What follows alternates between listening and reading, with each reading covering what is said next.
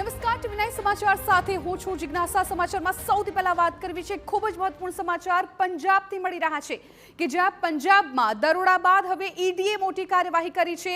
ખૂબ મહત્વપૂર્ણ જાણકારી અત્યારે સામે આવી રહી છે। પંજાબમાં દરોડા બાદ ઈડીની મોટી કાર્યવાહી।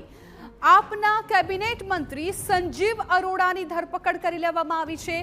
કલાકો સુધી ચાલેલી કાર્યવાહી બાદ ઈડીએ કરી છે ધરપકડ।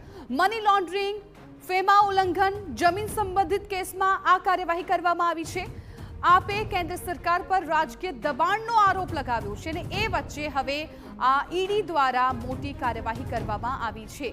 આપે કેન્દ્ર સરકાર પર રાજકીય દબાણનો આરોપ લગાવ્યો છે। મહત્વપૂર્ણ છે કે પંજાબમાં ઈડી દ્વારા દરોડા પાડવામાં આવ્યા હતા, પૂછપરછ કરવામાં આવતી હતી, તપાસ કરવામાં આવી રહી હતી અને આ વચ્ચે આમ આદમી પાર્ટીના કેબિનેટ મંત્રી સંજીવ અરોડાની ધરપકડ કરી લેવામાં આવી છે।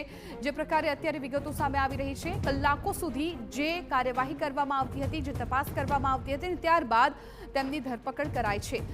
કયા કયા ગુનાઓને આધારિત આ ધરપકડ કરવામાં આવી છે એની પણ જાણકારી આપીએ। મની લોન્ડરિંગ, ફેમા ઉલ્લંઘન, જમીન સંબંધિત કેસમાં તેમના વિરુદ્ધ કાર્યવાહી કરવામાં આવી છે। આમ આદમી પાર્ટીએ કેન્દ્ર સરકાર પર રાજકીય દબાણનો હાલ આરોપ લગાવ્યો છે।